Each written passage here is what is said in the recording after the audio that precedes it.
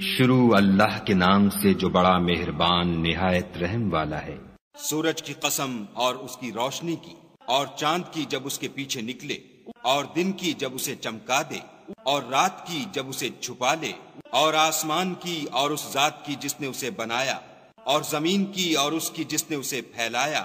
اور انسان کی اور اس کی جس نے اس کے اعضاء کو برابر کیا، پھر اس کو بدکاری سے بچنے اور پرہیزگاری کرنے کی سمجھ دی کہ جس نے اپنے نفس یعنی روح کو پاک رکھا وہ مراد کو پہنچا، اور جس نے اسے خاک میں ملایا وہ خسارے میں رہا۔ قوم سمود نے اپنی سرکشی کے سبب پیغمبر کو جھٹلایا۔ جب ان میں سے ایک نہایت بدبخت اٹھا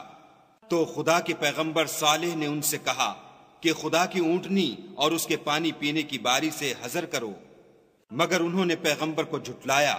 اور اونٹنی کی کونچیں کاٹ دیں، تو خدا نے ان کے گناہ کے سبب ان پر عذاب نازل کیا اور سب کو ہلاک کر کے برابر کر دیا، اور اس کو ان کے بدلہ لینے کا کچھ بھی ڈر نہیں۔